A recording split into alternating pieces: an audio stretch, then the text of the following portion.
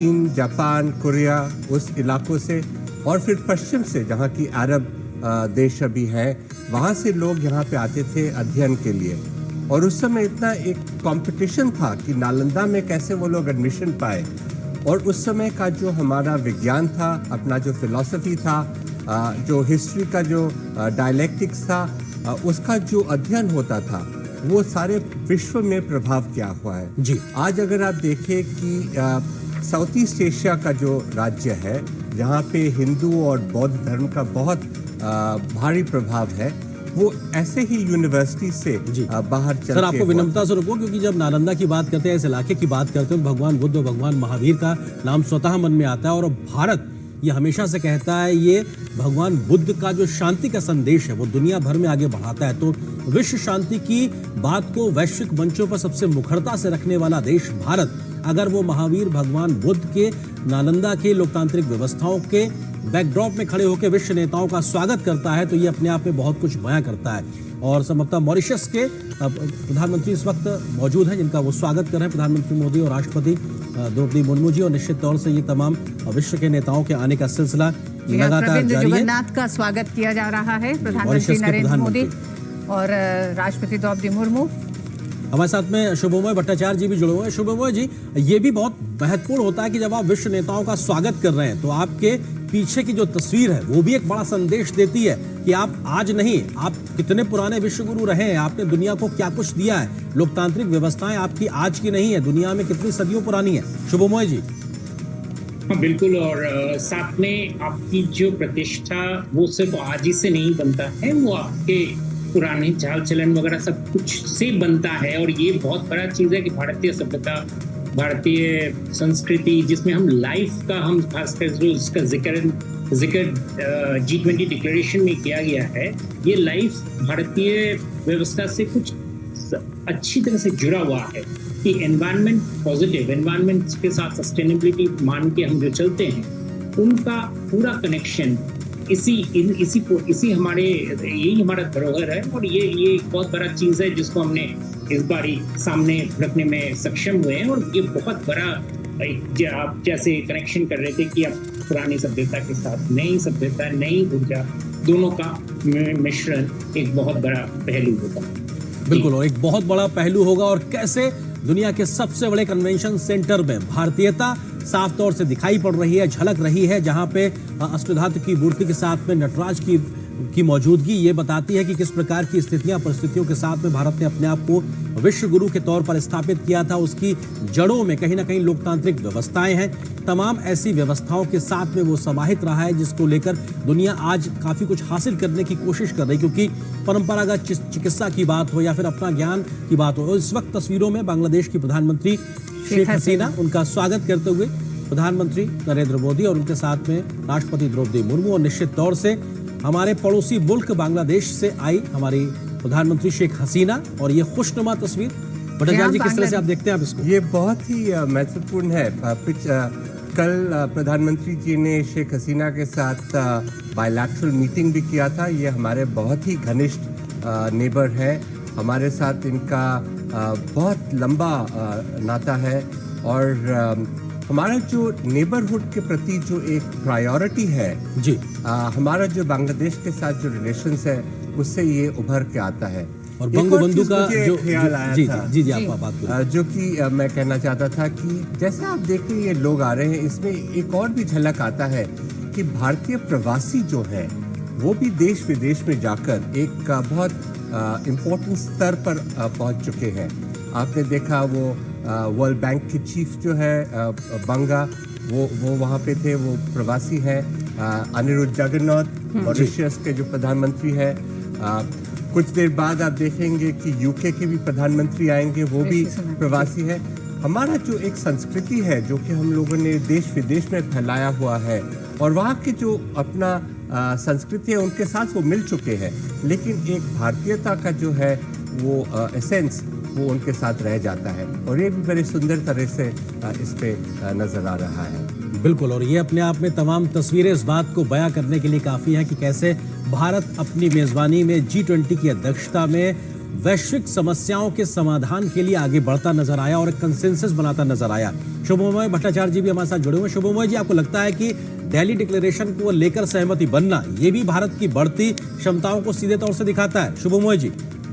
आर्यन जी, साथ दिल्ली डिक्लेरेशन ही नहीं, साथ में जो कुछ देर पहले जो प्रधानमंत्री जी ने जो India middle east Europe corridor आर्थिक कॉरिडोर का जो प्रपोजल का जो घोषणा किए हैं, उसको मैं बहुत ही सिग्निफिकेंट मानता हूँ, क्योंकि ये कॉरिडोर एक पूरे दुनिया के जो शुभमोय जी, हम अपने दर्शकों को ये भी बताते चल रहे हैं कैसे कैसे करके एक एक मेहमान पहुंच रहे हैं। सिंगापुर के प्रधानमंत्री इस समय पहुंच चुके हैं और प्रधानमंत्री हर अपने उस मेहमान को, पहुंचने वाले मेहमान को ये जरूर बता रहे हैं कि ठीक उनके बैकड्रॉप में जो नालंदा विश्वविद्यालय है, इसका इतिहास क्या है, किस तरह से इसको नष्ट किया गया और भारत की शिक्षा के क्षेत्र में जो ताकत थी उसको लगातार प्रधानमंत्री अपने हर मेहमान से साझा कर रहे हैं।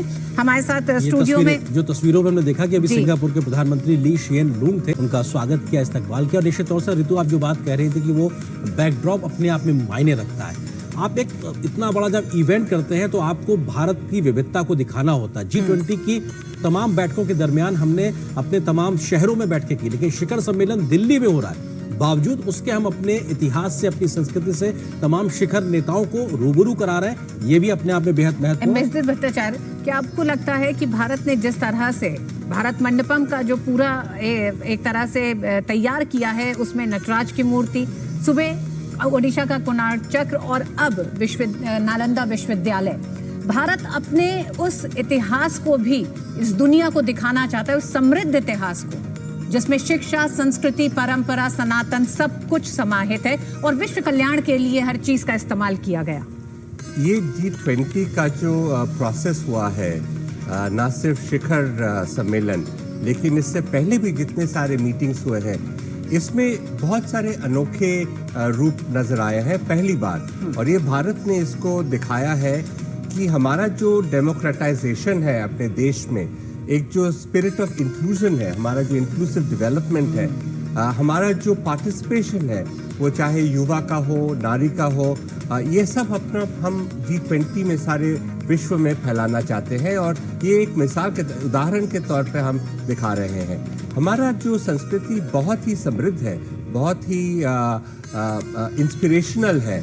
और इससे पीछे भी, जैसे कि मैं कह रहा था कि साउथ ईस्ट एशिया में, अरब राज्यों में, यूरोप का जो एनलाइटनमेंट हुआ वो भी इसी विज्ञान का डेवलपमेंट से हुआ। तो ये जो हम शेयर कर रहे हैं आज, ये एक महत्वपूर्ण चीज़ है, क्योंकि ये हम लोग पहली बार G20 का प्रेसिडेंसी है। एक जो निराशा का दौर था कोविड की वजह से, इकोनॉमिक सिचुएशन में डाउनटर्न के वजह से प्रगतिशील देशों में, उसमें हम एक होप की आशा, एक आशा का एक किरण दिखा रहे हैं। और इसमें ये सब बहुत महत्व रखते हैं। हमारा जो प्राचीन संस्कृति है, हमारा एम्पावर्ड जो सिटीजन्स है, हमारा जो एस्पिरेशंस है, और उसको हम कैसे एक ग्लोबलाइज्ड वर्ल्ड, एक ग्लोबल साउथ का एक वॉइस की तरह हम लोग डेवलप करें, ये बहुत प्रभावशाली रहेगा। बिल्कुल, ये बहुत प्रभावशाली है और बदलते भारत की, एक तरीके से या कहा जाए स्वीकृत होती भारत की साख की दुनिया के मंच पर, उसकी तस्वीर भी ये दिखाता है। और विहंगम दृश्य अपने आप में बेहद महत्वपूर्ण। शुभमोय भट्टाचार्य जी भी हमारे साथ में जुड़े हुए हैं। शुभमोय जी, आप India middle east European union corridor का जिक्र कर रहे थे। ये एक महज फिजिकल कॉरिडोर नहीं होगा, बल्कि कनेक्टिविटी के बढ़ाने के लिहाज से, संबंधों को भी, पीपल टू पीपल कॉन्टेक्ट को बढ़ाने के लिहाज से भी एक बड़ा एक परिवर्तन लेकर आने जा रहा है। शुभमोय जी। बिल्कुल, और इसको अगर आप हर पहलू में देखें, ये वाला जो कॉरिडोर जिसकी बातें हुई है, ये मैं इसीलिए कह रहा हूँ क्योंकि इसमें मेजबान भारत, साथ में सऊदी अरेबिया, अमेरिका राष्ट्रपति जो बाइडेन, तीनों का प्रेजेंस में ये कॉरिडोर का अनाउंसमेंट एक और दूसरा किसी प्रोजेक्ट से कहीं ज्यादा है, क्योंकि इसमें एक इकोनॉमिक अलायंस का, आपने कहा, बिल्कुल कहा कि लोगों को साथ में आने का, और ये भाव विनिमय, कल्चर वगैरह बहुत सारी चीजों का, और उसके पूरे सबके पीछे सशक्त एक आर्थिक बुनियाद जो कनेक्टिविटी का जो तैयार हो रहा है, ये इसके जो हर स्टेप्स हैं वो आने वाले दिनों में हमको दिखेंगे।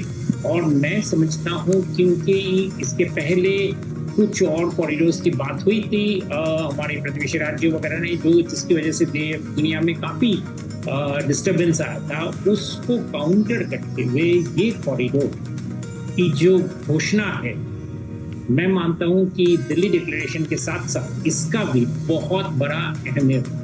क्योंकि इससे आप अगर इसका कल्पना कीजिए, अगर हम रेल लिंक की ही बात करें या फिजिकल कोई भी कॉरिडोर की बात करें, तो ये किन देशों के बीच में से जा रहा है और उससे भारत क्या मैसेज, क्या संदेश दे रहा है दुनिया को कि this is not the era of war जी, उसका एक बहुत बड़ा सशक्त रूप में देशों को अपने कोऑपरेशन के लिए हाथ बढ़ाना पड़ा।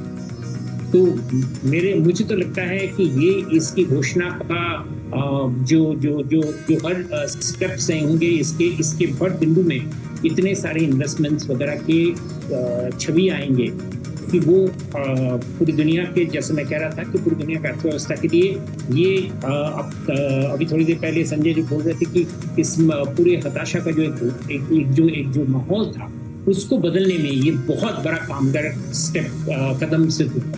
जी बिल्कुल, और मेहमानों के आने का सिलसिला लगातार जारी है और ये आप देख सकते हैं कि भारत मंडपम में रात्रि भोज के आयोजन के समय प्रधानमंत्री मोदी और राष्ट्रपति द्रौपदी मुर्मू विश्व नेताओं का स्वागत करते हुए, और ये एक मौका है भारत की समृद्ध विरासत के साथ भी रूबरू कराने का। परिचय सिर्फ उस लिहाज से नहीं जहां पे दो देशों के नेता मिल रहे हैं, बल्कि दो देशों की संस्कृतियों को भी आपस में जोड़ने के लिहाज से बेहद महत्वपूर्ण। और वसुधैव कुटुंबकम का पीछे लिखा हुआ मंत्र अपने आप में बहुत कुछ बयां करता है। मिस्टर भट्टाचार्य जी, आपको लगता है कि अफ्रीकन यूनियन को एक स्थायी सदस्य के तौर पे भारत की प्रेसिडेंसी में शामिल कराना एक इतिहास लिखा गया, क्योंकि भारत की ये प्रयास था, और एक यूनियन आप भले ही कह दें, लेकिन वो 54-55 देश हैं और कितनी बड़ी आबादी है, उसको एक ऐसा मंच देना जहां पे वो विश्व के साथ में बैठ के बात रख सकता है। आपको लगता है कि इंक्लूसिव ग्रोथ की जब बात की जाती है या सबकी बात को मंच देने की जब बात भारत करता है, उसका एक उदाहरण या जीवंत उदाहरण आज देखने को मिला, इतिहास लिखा गया? ये G20 दो चीज के लिए बहुत महत्वपूर्ण रहेंगे। पहला ये है कि ये एक डेमोक्रेटिक इंक्लूसिव अप्रोच रहा है। जैसे कि हम लोग जब आमंत्रण किया देशों को, हम लोगों ने 9 इमर्जिंग देश, अपने नेबरिंग कंट्रीज को आमंत्रण किया G20 के मीटिंग्स में भाग लेने के लिए।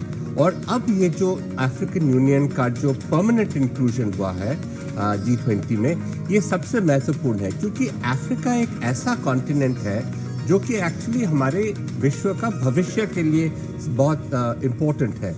और अफ्रीका ये ऐसा भी कॉन्टिनेंट है जो कि सबसे निग्लेक्टेड है।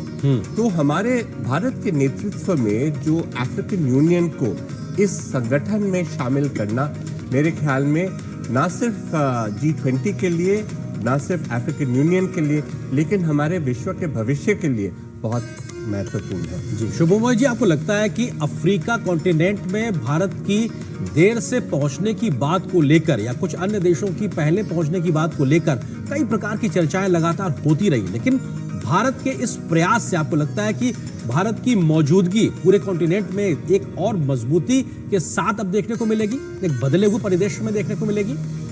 खासकर अभी इसके कुछ दिनों पहले प्रधानमंत्री मोदी जी ने दक्षिण बोल के एक नया आयाम का घोषणा किए थे, जिसमें उन्होंने बताया था कि वो किस तरीके से ग्लोबल साउथ के जो देश हैं उनके बीच में आपसी तालमेल, आपसी नॉलेज शेयरिंग का जो एक माहौल तैयार होगा, उसका कैसा रूपरेखा वो चाहते हैं। और उसके साथ अगर आप देखें कि अफ्रीकन यूनियन को G20 में शामिल करने से वो सारी चीजें एक साथ होते हैं, कि यानी कि ये कोई जिसे कहते हैं लेंडर और बोरोवर का रिलेशनशिप नहीं है, ये डेवलपमेंट कॉम्पैक्ट, यानी कि सारे देश एक साथ में अपने अपने शक्ति को पूरा इस्तेमाल करते हुए आगे चले जैसे दिल्ली डिक्लेरेशन में एक बहुत बड़ा इंपॉर्टेंट स्टेटमेंट जो दिया गया उसमें कि चॉइस ये नहीं होना चाहिए कि क्लाइमेट के वो जूझने के लिए देश गरीबी और क्लाइमेट फाइट के बीच में फंस जाए, बल्कि ये कि उनके डेवलपमेंट में हम बाकी सारे देश साथी बने, उनके साथ जुटाएं। ये सारे कंसेप्ट्स जो हैं ये वन वर्ल्ड वन फैमिली का एक जैसे कि क्रियान्वयन करने का एक बहुत बड़ा अहम कदम। तो इसके लिए जो जिसका जिक्र करें कि अफ्रीकन यूनियन को साथ में लाने का और उनकी जो ज़रूरत है उनको हाई टेबल में सामने लाने का ये बहुत बड़ा स्टेप है। एक चीज़ की तरफ मैं आपका ध्यान इसमें आकर्षित करूंगा कि बहुत बार कहा जाता है कि G20 और UN के बीच में क्या संबंध है, पारस्परिक संबंध है। G20 का महत्व इसमें है कि G20 में दुनिया के सबसे बड़े देश जो हैं 19 देश अभी अफ्रीका यूनियन जुड़ गए हैं, जो 19 सबसे बड़े देश हैं, ये एक साथ में इनके लीडर्स एक साथ में बैठ के बात करते हैं हर साल। तो इनकी जो डिसीजंस होते हैं, इनकी जो पारस्परिक जो संबंध होते हैं वो काफी सिग्निफिकेंट होता है। और इसीलिए ये चीज यूनाइटेड नेशन से काफी थोड़ा बहुत हटके है मैं कहूँगा, क्योंकि यूनाइटेड नेशंस में इस तरीके से, हालांकि सोचा ये गया था कि यूनाइटेड नेशंस में बहुत सारे लोग आएंगे, सारे लीडर्स आएंगे, एक साथ में बैठेंगे, लेकिन वो हो नहीं पा रहा है बहुत सारी वजह से।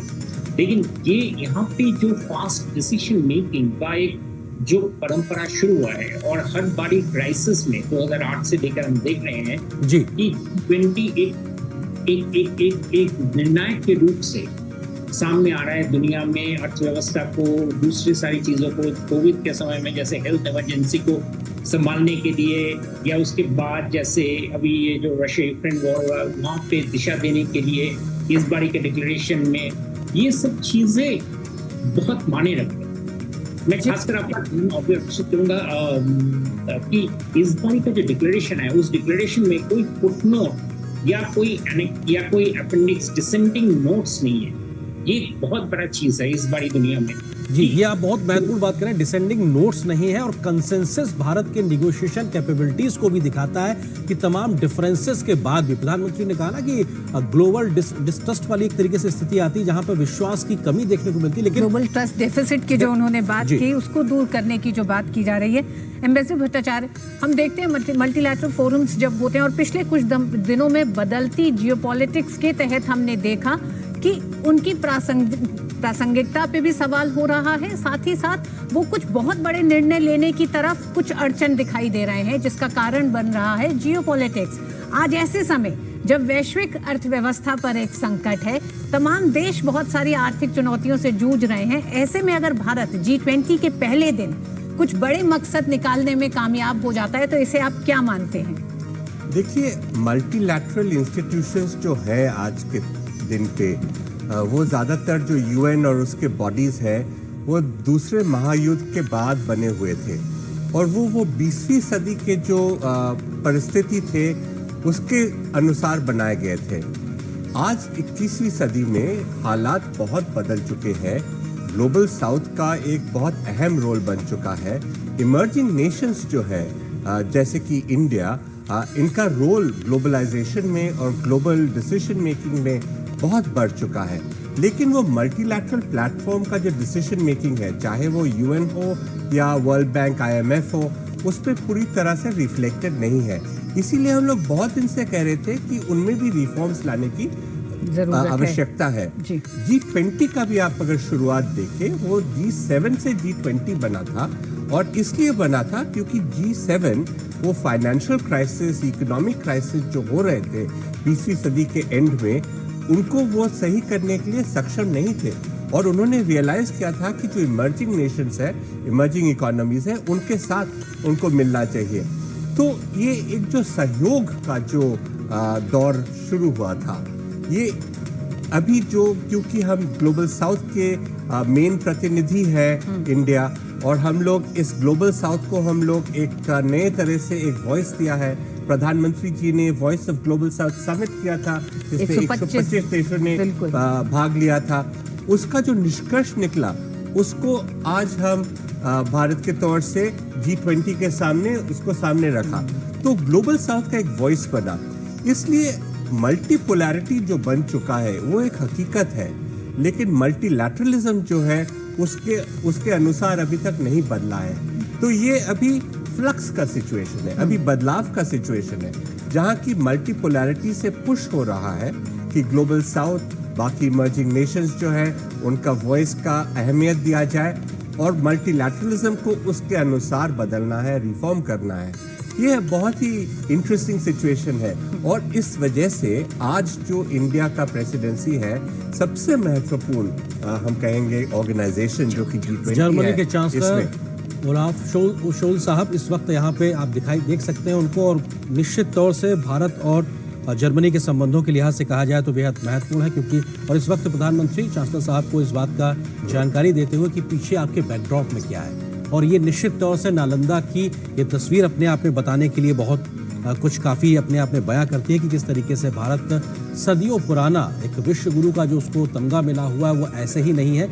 लोकतांत्रिक जड़ें मजबूत रही हैं, तमाम प्रकार की एक परिस्थितियां ऐसी रही हैं जिसकी वजह से आज भारत को इस मुकाम तक लाने में उसकी लोकतांत्रिक जड़ों का एक बड़ा रोल है। बिल्कुल अरेंद्र, और नालंदा विश्वविद्यालय अगर ये बताता है कि कितनी समृद्ध भारत की शिक्षा पद्धति रही एक लंबे समय तक, और ये भी बताएगा कि इतिहास में किस तरह से बहुत सारे ऐसे प्रतिष्ठानों को नष्ट किया गया है, उन नष्ट करने के कारण क्या रहे हैं, और उसके बाद भारत की ये ताकत रही है कि वो एक बार फिर उसी तरह से उठकर आज की तारीख में जब 2047 में विकसित राष्ट्र होने का भारत एक संकल्प लेता है, तो किस तरह से उसको लेके आगे बढ़ रहा है। एम्बेसडर भट्टाचार्य, हम बात कर रहे थे G20 में जो आज का दिन रहा उसमें जो तमाम सफलताएं सामने आई हैं, इकोनॉमिक कॉरिडोर जो लॉन्च किया गया है, क्या आपको लगता है कि दुनिया के तमाम ऐसे दो देश इस समय बहुत सी आर्थिक चुनौतियों से जूझ रहे हैं, जिसमें कर्ज का संकट और उस जाल में फंसने का एक डर, और कुछ देश ऐसे जो फंस चुके हैं,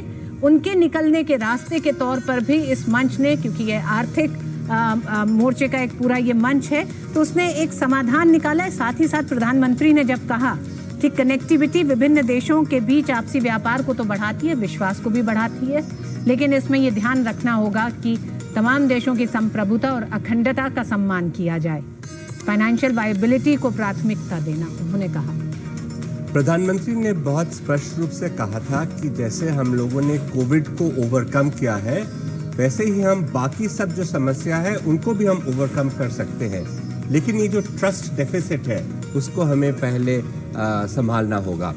और इसके वजह से बहुत सारे जो इनिशिएटिव्स हैं, दो आपने इसका जिक्र किया, एक जो इकोनॉमिक कॉरिडोर जो कि मिडल ईस्ट से जा रहा है, ये बहुत महत्वपूर्ण है। शुभमय का जो राय था उससे मैं पूरी तरह सहमत हूँ कि ये एक बहुत इम्पोर्टेंट स्टेप है।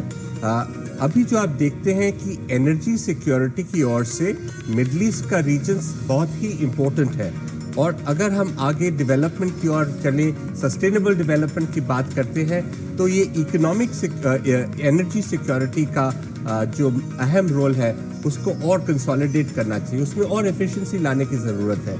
और ये जो कोलैबोरेशन हो रहा है भारत के बीच और मिडल ईस्ट और आगे जाके यूरोप और वेस्टर्न प्रांतों की ओर, ये बहुत जापान के प्रधानमंत्री फुमियो किशिदा, और ये बहुत महत्वपूर्ण है क्योंकि उनके साथ में उनकी जो बेटर हाफ है वो अपने आप में भारतीय परिधान में नजर आ रही है। ये तो शायद आप बता पाएंगे ये कौन सी साड़ी है जो उन्होंने पहनी हुई है? निश्चित तौर ये शायद बहुत ही सुंदर कांचीवरम साड़ी लग रहा है, लेकिन आपको शायद पता होगा कि किशिदा का भारत के साथ बहुत पुराना रिश्ता है। वो यहाँ पे बहुत बार आ चुके हैं, उनके जो ग्रैंडफादर थे वो भी यहाँ पे आ चुके थे, और भारत के साथ उनका बहुत गरीब रिश्ता था। एक जज पाल हुआ करते थे जिन्होंने एक राय निकाला था दूसरे महायुद्ध के बाद, जिसमें उन्होंने एक डिसेंटिंग वॉइस किया था, और वो एक नेशनल हीरो माना जाते हैं जापान में। और किशिदा का फैमिली इसमें भी कुछ बेनिफिशियरी है। वो भारत के साथ और प्रधानमंत्री के साथ उनका बहुत ही पर्सनल रिलेशनशिप है। सर ये जो तस्वीर सुबह, हाँ, जो सुबह का जब मतलब वो जो पूरा माहौल था, जिसमें बड़े सख्त और बड़े फैसले लेने थे, बड़ी वैश्विक चुनौतियां थी। लेकिन अब ये जो दृश्य हमें लगातार दिखाई दे रहे हैं, हमने कई राष्ट्राध्यक्षों और उनके साथ उनकी स्पाउसेस को देखा कि वो भारतीय परिधानों में दिखाई दे रही हैं। और ये जो एक अंदाज इस समय का है, कितना महत्वपूर्ण होता है ऐसे मंचों पर, जब अंतर्राष्ट्रीय इस तरह के समिट होते हैं, सम्मेलन होते हैं, उसमें इस शाम के इस रात्रि भोज की क्या भूमिका रहती है? आपने देखा होगा बहुत लोग नमस्ते भी कर रहे हैं जी। ये कोविड के दौरान हैंडशेक से नमस्ते का शिफ्ट जो है बहुत ही प्रोनाउंस्ड था। और इंटरनेशनल गैदरिंग्स में जिनीवा में, न्यूयॉर्क में आप अक्सर देखते हैं कि आजकल लोग नमस्ते करते हैं हैंडशेक के बजाय। जी। ये भारत का एक और दान है, क्योंकि हमारा जो एक सभ्यता है उसको हम जैसे ही शेयर करते हैं बाकी लोगों से, वो उससे प्रभावित होते हैं। चाहे वो योग हो या आयुर्वेद, चाहे वो नमस्ते हो या अपना जो फिलॉसफी हो। हम कहेंगे कि आज का जो चर्चा हुआ दिन भर, जिसमें आप कह सकते हैं कि हाँ टफ नेगोशिएशंस था, लेकिन एक जो सहयोग का जो स्पिरिट था वो बहुत स्पष्ट नजर आया। और हमने देखा कि सब ने मिलकर एक बहुत ही शानदार डिक्लेरेशन का घोषणा किया है। और उसके बाद ये अभी एक क्या कहते हैं कि रिजॉइस करने का समय है जी। और भारत अपने सही रूप से इसका एक अनुभव दे रहे हैं। दिन भर की हार्डकोर डिप्लोमेसी के बाद में शाम को एंजॉय करने का वक्त है, ये बहुत महत्वपूर्ण बात करें। शुभमोय भट्टाचार्य जी भी हमारे साथ जुड़े हुए। शुभमोय जी, सस्टेनेबल डेवलपमेंट गोल्स को लेकर भी दिल्ली डिक्लेरेशन में साफ तौर से बात कही गई। आपको लगता है कि 2030 के जिस लक्ष्य को लेकर दुनिया चल रही है उसमें हम काफी पीछे चल रहे हैं, हमसे मतलब दुनिया की हम बात कर रहे हैं। ऐसे में एक बार फिर से विश्व मंच से इस बात को रेखांकित किया जाना भारत की ओर से और ज्यादा पुरजोर तरीके से उस बात को रखना, आपको लगता है कि दुनिया की प्राथमिकताओं में इस दिशा में और तेजी से कदम आगे बढ़ते नजर आएंगे? क्योंकि भारत का ट्रैक रिकॉर्ड इस दिशा में बहुत बेहतर है, तमाम अन्य इवन विकसित देशों के माध्यम से भी अगर बात की जाए तो। बिल्कुल। और अब देखेंगे दिल्ली डिक्लेरेशन में कई अहम पैराग्राफ्स सस्टेनेबल डेवलपमेंट गोल्स के बारे में जिक्र करता है और साथ में चिंता भी जताता है कि हम मध्य अभी 2030 पहुंचने में 2023 में पहुंच गए हैं, यानी almost middle of the decade है। और मैं उसी डिक्लेरेशन से ही पढ़ रहा हूँ और जिसमें चिंता जाहिर किया गया है कि अभी भी एसडीजी के बहुत सारे गोल्स में आशानुरूप प्रोग्रेस नहीं हुआ। ये एक साधारण इस तरह के डॉक्यूमेंट्स में इस तरह के चिंता का बयान इस तरीके से नहीं किया जाता है, लेकिन ये करना, और फिर से वही बात है कि ये G20 का प्लेटफॉर्म है जहाँ पे this sort of the highest decision making body दुनिया में, तो इसके तरफ से ये चिंता जताना एक अपने आप ही दर्शाता है कि इसको कितना प्रमुखता दिया गया है, इसको कितना आगे अग्रसर होने के लिए कितने सारे स्टेप्स लिए गए हैं। इसलिए अगर आप देखेंगे कि आगे ये डिक्लेरेशन के चलते बहुत सारे पैराग्राफ्स में सस्टेनेबल डेवलपमेंट के जो पहलू हैं, सस्टेनेबल डेवलपमेंट गोल्स के जो टारगेट्स हैं, जो जिन देश जिस एजेंसीज को काम करना है उन पर जोर दिया गया है, उन पर आग्रह किया गया है कि वो अपना काम को और आगे बढ़ाए और फुर्ती से काम करे, ताकि सस्टेनेबल डेवलपमेंट गोल्स के जो टारगेट्स हैं, और खासकर वो इतना जरूरी है क्लाइमेट चेंज के समय में कि एक तरफ तो क्लाइमेट चेंज के चलते ही बहुत सारे मुश्किलात दुनिया को सामने करना पड़ रहा है, उसके ऊपर अगर सस्टेनेबल डेवलपमेंट गोल्स के जो टारगेट्स हैं, यानी कि जो एग्जिस्टिंग जो कमियां हैं दुनिया में, जिसका जिक्र शुरुआत में किया गया, पॉवर्टी का, इनइक्वालिटी का, जेंडर इश्यूज का, इन सारी चीजों बिंदुओं का, इन सभी में जो कमियां हैं, तो वो अगर उनको अगर ठीक नहीं किया जाए तो दुनिया के लिए बहुत बड़ा चैलेंज बन जाता है। और चूंकि हम लोग जैसे हम अभी इस वक्त जो बात कर रहे थे कि G20 दिशा निर्देश करने के लिए दुनिया में इससे बड़ा मंच नहीं है। हालांकि G20 कोई बाइंडिंग डिक्लेरेशन नहीं देते हैं, एक इंडिकेशन देते हैं, लेकिन वो इंडिकेशन ही काफी है, क्योंकि इंडिकेशन अगर महत्वपूर्ण नहीं होते तो इन सारे देशों के जो लीडर्स हैं वो इस तरह के मंच पे अपने साथ खुद नहीं आते। तो ये कहना कि सस्टेनेबल डेवलपमेंट गोल्स के जो टारगेट्स हैं उन पर दुनिया कुछ हद तक भटक गया है, और ये सारे शब्द उसमें इस्तेमाल किया गया है कि वी हैव स्प्रेड, ये सारे शब्द ये बताता है कि इसको कितना कितना कितना कितना गंभीरता से इसको लिया गया, कितना इस बारे में सोचा गया है, और कितना इस पर अमल करने के लिए दुनिया के देशों को किस तरह के कदम उठाने चाहिए उन पर ध्यान दिया गया है। मैं कहूँगा कि ये बहुत बड़ा डायरेक्शन है, फाइंडर है दुनिया के लिए, क्योंकि इन सभी चीज़ों पर कुछ जिसे कहते हैं जो इमीडिएट ज़रूरतें थी, जो इमीडिएट जो प्रॉब्लम्स थे पिछले कई सालों के, उनके चलते इन सभी चीज़ों से जो जो जो इन तरफ जो प्रगति है उसका जोर काफ़ी कम हो गया है। और इसीलिए दिल्ली डिक्लेरेशन में, डॉक्यूमेंट में इनका इस तरीके से बड़ी डिटेल में इनके बारे में वर्णन, इनके बारे में क्या क्या कदम उठाने चाहिए, उसका प्रिस्क्रिप्शन, इन सारी चीज बहुत जरूरी है। एक्चुअली मैं ये कहूँगा कि दिल्ली डिक्लेरेशन की ये इस बारे का जो डॉक्यूमेंट है वो अपने आप में काफी सिग्निफिकेंट डॉक्यूमेंट है दुनिया के लिए। संजय भी जिसका जिक्र कर रहे थे कि इस बार का जो डॉक्यूमेंट है वो डॉक्यूमेंट ये बताता है कि बहुत सारे शॉर्ट स्टेप्स के बाद पहले काफी सालों बाद एक दुनिया को फिर से एक डायरेक्शन फाइंडर के हिसाब से ये डॉक्यूमेंट सामने ये सिर्फ एक देश या दूसरे देश का। रूस के विदेश मंत्री सर्गेई लावरोव इस वक्त तस्वीरों में नजर आ रहे हैं, जहां पर प्रधानमंत्री मोदी उनका स्वागत करते हुए। निश्चित तौर से हम जानते हैं कि रूस के राष्ट्रपति इसमें शामिल नहीं हो रहे, उनके माध्यम से ये फैसला लिया गया था, लेकिन विदेश मंत्री के तौर पर सर्गेई लावरोव इस वक्त तस्वीरों में आपको नजर आ रहे हैं। हमने देखा था कई अन्य वैश्विक मंचों पर भी, ब्रिक्स में भी राष्ट्रपति पुतिन की जगह वहां पर लावरोव साहब भी मौजूद थे। शोभा जी, आपकी बात को पूरा करें।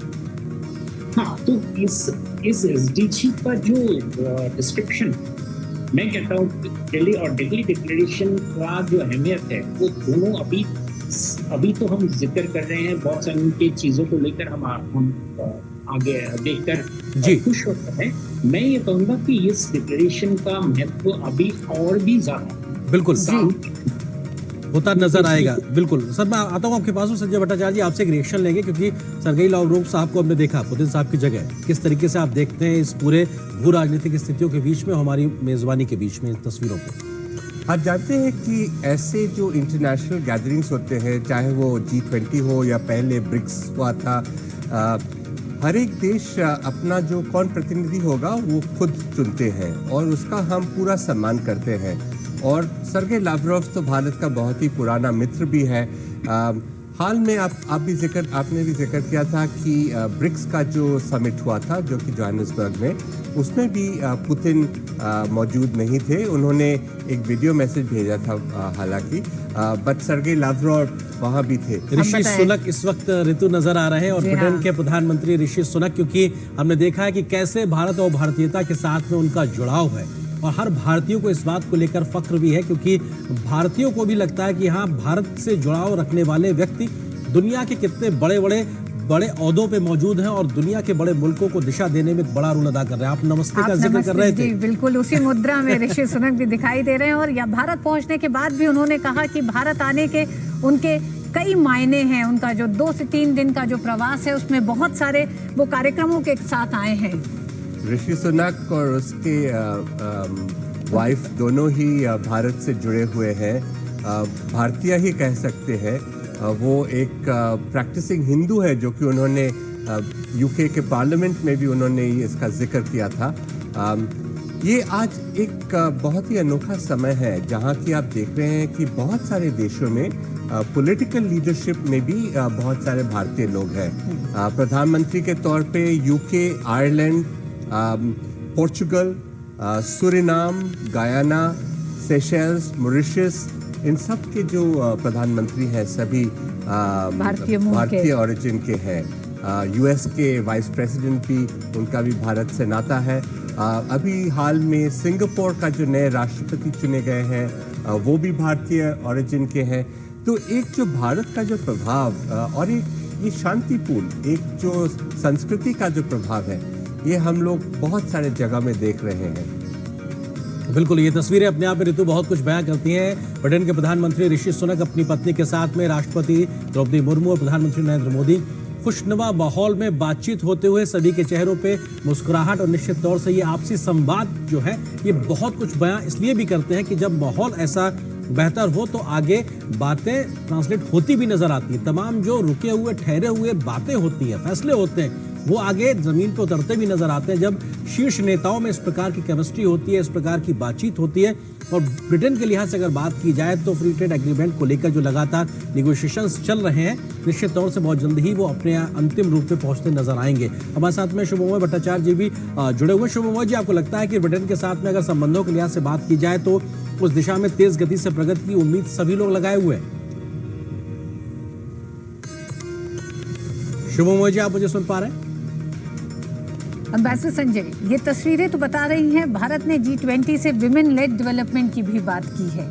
क्या आपको लगता है कि पहली महिला आदिवासी राष्ट्रपति भारत की, और जब भारत तमाम और देशों को देखता है जहां महिलाओं के प्रतिनिधित्व और शीर्ष नेतृत्व में आज भी महिलाएं नहीं हैं, वो देश अभी उस कतार में काफी पीछे हैं जब वो ये कह सके कि हमारा राष्ट्राध्यक्ष एक तरह से महिला है। क्या आपको लगता है कि भारत कई मायनों में तमाम उन देशों को पीछे छोड़ता हुआ भी अपनी प्रगति के कई रास्ते दिखाता हुआ दिखता है? हमारे जो डेवलपमेंट का प्रोसेस था, इसमें इंक्लूजन एक बहुत महत्वपूर्ण अंश था। और इंक्लूजन जब हम कहते हैं, वो हम हर एक तरह से इंक्लूजन की बात करते हैं, जेंडर का भी कहते हैं, महिलाओं का उनमें आना बहुत ही अनिवार्य था। और आज जो हम देखा है कि ये दिल्ली डिक्लेरेशन में इसका स्पष्ट जिक्र किया गया है, 2 पैराग्राफ में इसके बारे में कहा गया है। एक था कि जो वुमेन रिप्रेजेंटेटिव्स है बिजनेस में, इंटरनेशनल ऑर्गेनाइजेशंस में, पॉलिटिकल ऑर्गेनाइजेशंस में, उनको और बढ़ाना चाहिए। और एक ऐसा इनफॉर्मल एक टारगेट भी रखा गया है कि हाल में हमको इसको और आगे लेना चाहिए। ये तो सबको पता है कि जब नारी को हम लोग उनका सही दर्जा देते हैं तो समाज का कल्याण होता है। और आज शुरुआत में भी जब प्रधानमंत्री जी ने G20 का इनॉग्रेशन किया था, उन्होंने एक जिक्र किया था कि एक स्तंभ के बारे में जहाँ पे समाज कल्याण, और समाज कल्याण का मूल नारी से आता है। और ये भारतीय परंपरा है, ये तो हमारा पुराना रिवाज है कि नारी को सेंटर में रखना। बिल्कुल, और ये कहीं ना कहीं भारत की विविधता को भी दर्शाता है, क्योंकि भारत भौगोलिक रूप से ही नहीं बल्कि तमाम तरह की संस्कृतियों के समावेश के साथ में भी भारतीयता को समाहित करके आगे बढ़ने का नाम है। भारत वसुधैव कुटुंबकम की बात करता है, मेहमान भगवान समान है, और किस तरीके से पूरी पृथ्वी को एक घर परिवार के तरीके से मानने की भावना के साथ जब हम आगे बढ़ रहे हैं, वसुधैव कुटुंबकम का मंत्र हमने समाहित किया हुआ, 1 अर्थ 1 फैमिली 1 फ्यूचर की हम बात करते हैं। ऐसे में जो सामाजिक चुनौतियां, आर्थिक चुनौतियां, राजनीतिक चुनौतियां दुनिया के सामने है, कैसे उसका एक समाधान दिया जाए। दिन भर हार्डकोर डिप्लोमेसी होती है, लेकिन पहला सत्र खत्म होने से पहले ही एक सहमति बनती नजर आती है। प्रधानमंत्री घोषणा करते हैं कि दिल्ली डिक्लेरेशन को लेकर लीडर्स के बीच में सहमति बनी है। ये कहीं ना कहीं प्रधानमंत्री की लीडरशिप को भी दर्शाता है। एम्बेसडर भट्टाचार्य जी, आपको लगता है कि इन तमाम निगोशिएशंस के बाद में जब डिक्लेरेशन, जब सहमति हुई है, तो कहीं ना कहीं भारत के बढ़ते कद रसूख को भी दिखाता है, प्रधानमंत्री के बढ़ते एक वैश्विक नेता के तौर पर स्वीकार्यता को भी दिखाता है, और जब हमारा एक प्रभाव बढ़ता है तो दुनिया का हमको देखने के प्रति एक नजरिया भी पॉजिटिव तरीके से बदलता है। आपको लगता है कि ये तमाम बातें आज के द्वारा जो कुछ भी हुआ उससे परिलक्षित होती है, दिखाई पड़ती है? आप अगर इस बार का न्यू दिल्ली डिक्लेरेशन को देखें, और पहले भी इसका जिक्र हुआ था कि इसमें कोई रिजर्वेशंस नहीं है, कोई ऑब्जेक्शंस नहीं है, ये एक यूनानिमस कंसेंसस बेस्ड डॉक्यूमेंट है। ये ऑब्वियसली एक हमारा जो डिप्लोमेसी का, हमारे नेगोशिएशंस का, हमारे लीडरशिप का एक प्रतीक है। आप देखिए, पिछली बार जब बाली में डिक्लेरेशन रुक गया था, 2 मसले थे। एक था डेट के बारे में और दूसरा था यूक्रेन के बारे में। डेट के बारे में मसला नहीं सुलझा और उसमें एक रिजर्वेशन लिखा गया था, और यूक्रेन के बारे में आपको याद होगा कि प्रधानमंत्री जी ने जब कहा कि ये ईरा युद्ध का ईरा नहीं है, और उससे फिर वो डेक्लेरेशन फिर कंसेंसस में पहुंचा। इस बार भी आप कह सकते हैं कि हमारा जो भारत का जो नेतृत्व है उसके वजह से ये प्रभाव आया G20 के बाकी मेंबर्स पर कि एक दिल्ली डिक्लेरेशन को फॉरवर्ड लुकिंग, एक होपफुल आशा का एक ये इंडोनेशिया के राष्ट्रपति जोको विडोडो साहब इस वक्त यहाँ मौजूद है, क्योंकि प्रधानमंत्री अभी आसियान देशों में पहुंचे थे और वहां पर इंडोनेशिया क्योंकि आसियान का चेयर था तो प्रधानमंत्री मोदी का स्वागत किया गया था। आसियान इंडिया शिखर सम्मेलन हुआ, उसके बाद में ईस्ट एशिया शिखर सम्मेलन की मेजबानी इंडोनेशिया ने की थी। प्रधानमंत्री मोदी इतने व्यस्त कार्यक्रम के बीच में भी समय निकाल के पहुंचे थे और उसके बाद वहां से वापस आए अब तमाम मेहमानों की मेजबानी करने के लिए। संजय भट्टाचार्य जी, आप हमारे साथ जुड़े, बहुत बहुत शुक्रिया आपका हमारे साथ जुड़ने के लिए, वक्त साझा करने के लिए। लेकिन इस बीच में एम्बेसडर राजीव कुमार भाटिया जी भी हमारे साथ में जुड़ गए हैं, खास मेहमान। सर, बहुत स्वागत है मिस्टर भाटिया आपका हमारे साथ जुड़ने के लिए। ये तस्वीरें लगातार जो आगे बढ़ती दिखाई पड़ रही है, मेहमानों के आने का सिलसिला और इंडोनेशिया के राष्ट्रपति की मौजूदगी, भारत आसियान संबंध, अभी हाल में ही प्रधानमंत्री की यात्रा, ये भी हमारे लिए एक बड़ा लुक ईस्ट की से आगे बढ़ते हुए एक्ट ईस्ट की पॉलिसी को दिखाता है। मिस्टर भाटिया। जी हाँ, ये आपने जो इस समय बात की है मुख्य रूप से G20 की, मगर साथ ही साथ आप उसमें बीच में हमारे दक्षिणी पूर्व एशिया में जो प्रधानमंत्री की यात्रा हुई थी उसके बारे में ले आए। बड़ा अच्छा किया है, क्योंकि देखा जाए तो पिछले 10-12 दिनों में इस समय जो पॉलिटिकल लीडरशिप का और इंडियन डिप्लोमेसी का जो स्पेक्ट्रम पूरा का पूरा क्षेत्र देखने को मिला है वो वास्तव में सराहनीय है। सबसे पहले ये यात्रा शुरू हुई ब्रिक्स में, जहाँ पर प्रधानमंत्री जी गए और वहाँ पर बड़े अहम फैसले लिए गए, खासतौर से ब्रिक्स को एक्सपेंड करने का, यानी उसको बढ़ाने का। उसके पश्चात जैसा आपने स्वयं कहा, दूसरी बार ये बहुत ही सराहनीय बात रही और दक्षिण पूर्व एशिया के देशों को बहुत अच्छा लगा कि अपने घर में इतनी बड़ा सम्मेलन होने जा रहा था 9 और 10 को, फिर भी प्रधानमंत्री 7 तारीख को 24 घंटे की तकरीबन यात्रा करते हुए जकार्ता पहुंचे और वहां पर भी उन्होंने एक महत्वपूर्ण भूमिका निभाई। और उसके पश्चात अब जब यहाँ पर आए और 2 दिन का सम्मेलन था और बहुत विशेषज्ञ, पत्रकार इत्यादि ये कह रहे थे कि साहब बड़ी मुश्किल हो रही है और समझौता होगा कि नहीं होगा, होगा भी तो बिल्कुल अगले दिन, दूसरे दिन, आधी रात के समय होगा। उन सब बातों को झुटलाते हुए, उन सब बातों को असत्य जाहिर करते हुए पहले ही दिन दोपहर में सारी बातों को देखते हुए नई दिल्ली घोषणा पत्र जारी कर दिया गया है। ये मैं समझता हूँ अपने आप में एक बहुत महत्वपूर्ण कदम है। एम्बेसडर भाटिया, आपने जिक्र किया कि इस बात का कि दिल्ली डिक्लेरेशन को लेकर जिस तरह के कयास भी लगाए जा रहे थे या फिर मीडिया में जो खबरें आ रही थी, क्या आप इसको मानते हैं भारत की एक सफल कूटनीति, तमाम देशों के साथ जो संबंध है और विश्व कल्याण का संदेश जो समय समय पर भारत ने दिया, वो कोविड का दौर रहा। कोविड के दौर के बाद जिस तरह से फूड सिक्योरिटी को लेकर जो एक समस्या देश के सामने, दुनिया के सामने आई, उसमें भारत एक वैश्विक हल के तौर पर सामने आया। क्या ये तमाम वो प्रयास रहे जिसने भारत की उस भूमिका को और मजबूत किया और आधार दिया, जिस पर आज दिल्ली डिक्लेरेशन पर सहमति तमाम देशों की सामने आई? मैं इस बात को मानता हूं और मैं ये कहना चाहूँगा कि इन चीज़ों को हम 2 पहलुओं से देख सकते हैं, राजनीतिक दृष्टि से और आर्थिक मुद्दे जो कि G20 का मुख्य काम है उस दृष्टि से।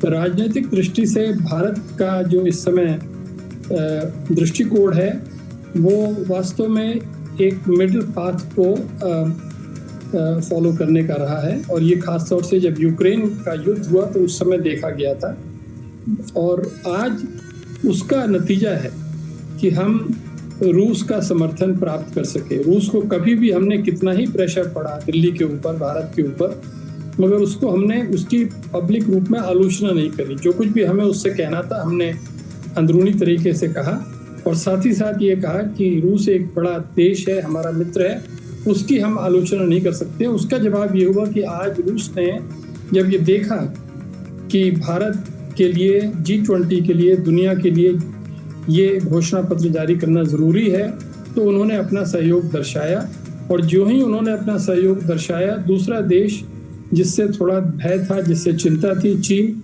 वो भी सामने आया और उसने भी समर्थन जाहिर कर दिया। तो ये तो हुआ राजनीतिक और कूटनीतिक दृष्टि से। जी। आर्थिक दृष्टि से हम ये जरूर कह सकते हैं कि जो भी हमने 7-8 मुख्य मुद्दे चुने थे, हमारी सरकार ने जो मुख्य मुद्दे चुने थे, वो सब ऐसे मुद्दे थे जिसके ऊपर दुनिया के एक बहुत बड़ा हिस्सा जो है, जिसे ग्लोबल साउथ कहते हैं, उसके हितों की रक्षा को ध्यान में रखते हुए बनाया गया था। ये मात्र भारत के लिए नहीं था, विकासशील देशों के लिए फ्रांस के था। राष्ट्रपति इमैनुअल मैक्रो। एम्बेसडर भाटिया, आपको जरा सा रोकना चाहेंगे, इन तस्वीरों जी हाँ, के बारे में जरूर, बात कर लें और फिर हम आपके पास जरूर, सवालों पर जरूर। आते हैं। फ्रांस के राष्ट्रपति, और हमने ध्यान है कि अभी जुलाई महीने में ही प्रधानमंत्री मोदी की फ्रांस की यात्रा हुई थी, जहां पर वो वहां पे मेहमान बने थे और उनको वहां का सर्वोच्च नागरिक सम्मान भी मिला था, और ये भारत और फ्रांस के बढ़ते रिश्तों को दर्शाता है। और इस वक्त प्रधानमंत्री मोदी फ्रांस के राष्ट्रपति इमैनुअल मैक्रों जी को समझाते हुए कि पीछे बैकड्रॉप में क्या है। ये बैकड्रॉप में नालंदा की तस्वीर है। नालंदा वो ज्ञान का कुंज है जो कितने सदियों पहले एक तरीके से भारत ने स्थापित किया था, जिससे न सिर्फ भारत बल्कि पूरा क्षेत्र कहीं ना कहीं उसको ज्ञान मिलता था। और वहां पे भगवान बुद्ध, भगवान महावीर, इस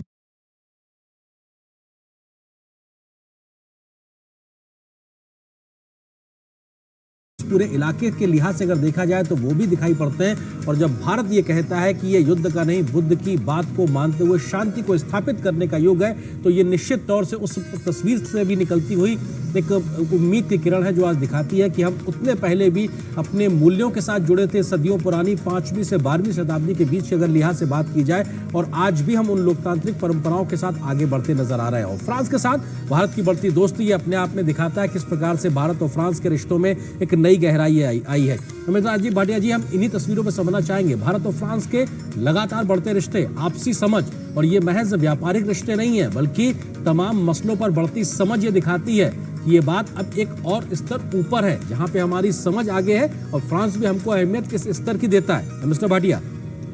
जी हाँ, फ्रांस हमारे लिए एक बहुत महत्वपूर्ण सामरिक पार्टनर के रूप में न केवल आज या कल से बहुत वर्षों से रहा है। और उसका मुख्य कारण यही है कि दोनों देश, फ्रांस और भारत, हमेशा ये मानकर चलते रहे हैं कि दुनिया में हमेशा मल्टीपोलैरिटी को बढ़ावा दिया जाना चाहिए, और जो भी देश हैं वो अपनी विदेश नीति को स्वतंत्रता से उसको बना सकते हैं और उसका कार्यान्वयन कर सकते हैं। तो ये एक ऐसा बड़ा एकता का बल है जो हम दोनों को साथ रखता है। इसके अलावा बाकी तो और बहुत सारी बातें जो आपने स्वयं कही हैं, संस्कृति, कला, इतिहास, जनता से जनता का मेल, वो सब जरूरी है। और मैं विशेष रूप से कहना चाहूँगा कि फ्रांस के बारे में थोड़ा बहुत मैं जानता हूँ। सबसे पहली पोस्टिंग मेरी भारतीय एम्बेसी पेरिस में ही हुई थी जी। वहाँ पर फ्रेंच भाषा सीखने का अवसर मिला था, और उस जमाने से आज के ज़माने तक फ्रांस में जो भारत के प्रति दृष्टिकोण है, भारत के प्रति जो परसेप्शन से छवि है, वो पूरी तरह से बदल चुकी है। और इसमें कोई संदेह नहीं है कि आज जो सम्मेलन हुआ है उसकी सफलता में हमारे जो मुख्य देश हैं उनका हाथ रहा है। फ्रांस का जरूर इस बारे में सर मैं एक चीज इसी के साथ आपसे जोड़ के पूछना चाहूंगा, क्योंकि India middle east European economic corridor की भी आज लॉन्चिंग हुई है, इसकी शुरुआत हुई है। फ्रांस के राष्ट्रपति की भी मौजूदगी वहां पे थी, तमाम विश्व नेताओं के साथ में। ये जो कनेक्टिविटी का बढ़ता दायरा है भारत से लेकर मिडिल ईस्ट और यूरोपियन देशों तक, ये आपको दिखाता है कि कनेक्टिविटी को लेकर किस प्रकार से हम आगे बढ़ रहे हैं। और ये सिर्फ आपसी जुड़ाव ही नहीं बल्कि कई प्रकार के संदेश भी अपने आप में दुनिया भर को देता है। किस तरह से आप देखते हैं इसको? जी हाँ, वेस्ट एशिया जो है, या जिसे मिडिल ईस्ट कुछ लोग कहते हैं, ये एक ऐसा क्षेत्र है जो कि यूरोप और भारत के बीच में है।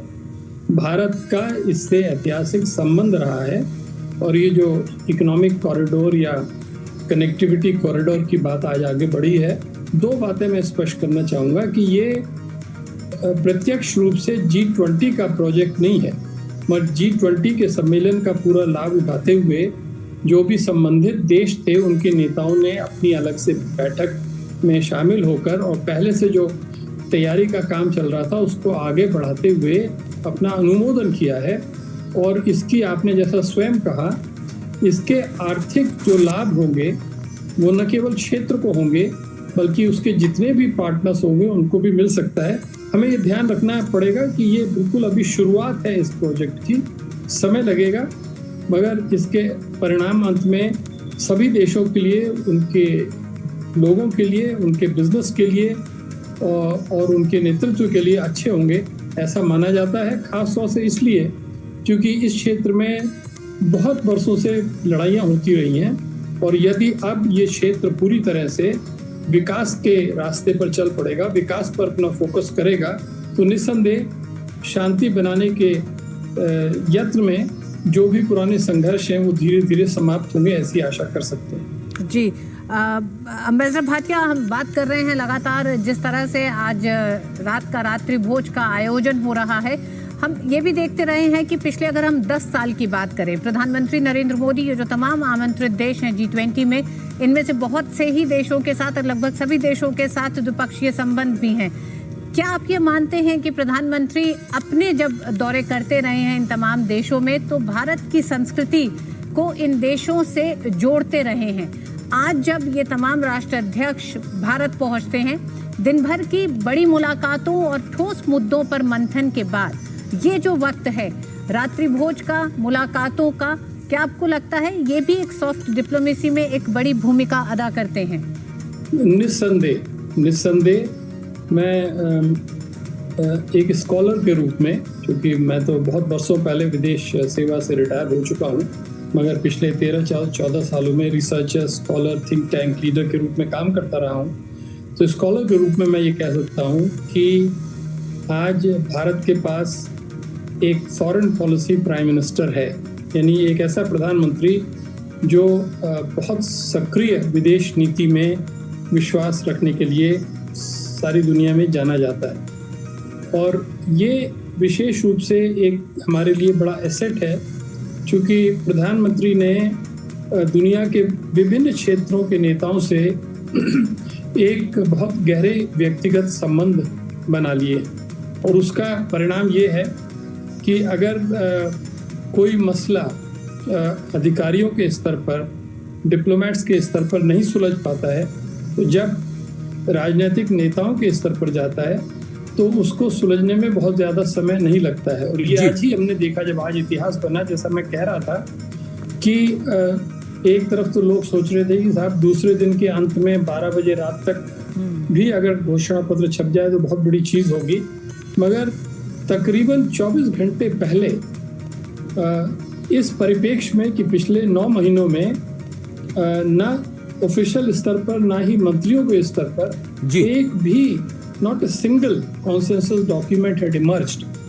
तो उस परिप्रेक्ष्य में हमें सोचना पड़ेगा कि कैसे एकाएक इतने बड़े मामलों पर सारे पूरे 100% कॉन्सेंसस से समझौता हो गया। और इसमें कोई संदेह नहीं है कि स्कॉलर्स मानेंगे कि इसमें प्रधानमंत्री की भूमिका अहम भूमिका है हमारे देश के राजनीतिक। मिस्टर भाटिया, एक चीज मैं इस वक्त आपसे जरूर समझना चाहूंगा, क्योंकि हम देखते हैं कि जब डिप्लोमेसी की बात होती है तो उसमें बहुत सिंबलिज्म भी एक तरीके से दिखाई पड़ता है, जहां एक प्रतीकात्मक एक बहुत मायने रखती हैं वस्तुएं और चीजें। इस वक्त हम रात्रि भोज का जिक्र कर रहे हैं, तो मेन्यू में खाने की मेज पर क्या क्या चीजें हो सकती हैं, इसको लेकर आपको लगता है कि भारत जिन बातों को आगे रखता रहा है, क्योंकि मिलेट्स की बात करते हैं हम, श्री अन्न की बात करते हैं, आपको लगता है कि ये तमाम चीजें भी कहीं ना कहीं उस मेज, खाने की मेज पर होंगी जो भारत दुनिया के सामने रखना चाहेगा कि साहब ये भी समाधान है, अगर आप मिलेट्स के माध्यम से आगे बढ़ेंगे तो खाद्य सुरक्षा भी होगी, इसके अलावा आप पर्यावरण संतुलन भी बना सकते हैं। आप श्री अन्न के तरीके से भारत ने कैसी अपनी योजनाओं में इसको शामिल किया है, इसका भी एक संदेश हो सकता है। आपको लगता है कि ये तमाम चीजें कहीं ना कहीं शामिल हो सकती हैं? ये बहुत सारी नई बातें हैं जो कि हमारी डिप्लोमेटिक कंडक्ट में सामने आई हैं, और उसका मुख्य कारण मैं समझता हूँ यही है जो मुझे अभी 3-4 दिन पहले एक प्रश्न का उत्तर देते हुए विदेश मंत्री डॉक्टर एस जयशंकर ने स्वयं मुझे बताया था, और वो यही था कि जो हम देश में अपनी नीतियों का पालन कर रहे हैं उसी से जुड़कर हम विदेश नीतियों का पालन करें। यानी उदाहरण के रूप में यदि हम सामाजिक न्याय को लाने का भारत में प्रयत्न कर रहे हैं तो वही हम प्रयत्न बाहर भी करें। तो या जो हम चीज़ें जिसका हम कह रहे हैं या उपदेश दे रहे हैं उसको हम कार्यान्वित भी करें। तो मुझे मालूम है कि मीडिया का बहुत रुचि है कि भाई आज का मेन्यू रात्रि भोज का मेन्यू क्या होगा। तो इस बारे में आपको अच्छी तरह से पता है कि ये सब कुछ निर्णय मेजबान अंत में लेते हैं। राष्ट्रपति ने स्वयं उनसे सलाह लेकर मेन्यू बना होगा, सारी तैयारियां हुई होंगी। और यदि उसमें हमने कुछ नई चीज़ें रखी हैं, मिलेट के बारे में कुछ डिशेस बनाई हैं, तो ये पहली दफ़ा नहीं होगा, पहले भी हाल के हफ्तों में ये बात की गई है। और उसका एक प्रतीकात्मक महत्व है, सिंबॉलिक इम्पोर्टेंस है। और मैं समझता हूँ कि ये भी हमारे जो मेहमान हैं वो उसको अच्छी तरह से देखेंगे और समझेंगे। सर, अभी हमारे प्रधानमंत्री जब हाल के समय में अमेरिका गए थे तो हमने देखा था कि जब स्टेट डिनर के समय जो खाना परोसा गया था उसमें भारतीय रंग साफ तौर से दिखाई पड़ रहे थे। भारत के प्रतीकों को भी किस तरह से खूबसूरती से सहेजा गया था, क्योंकि एक मौका होता है कि आपको अपने आप को प्रदर्शित करने का, मेहमानों के सामने रखने का, और कैसे आपका एक डाइवर्स कल्चर है उसको भी कहीं ना कहीं इसके साथ हम प्रदर्शन आपके सामने कर सकते हैं, आपके खान पान के लिहाज से भी। हाँ, मैं इस बात का अनुमोदन करता हूँ।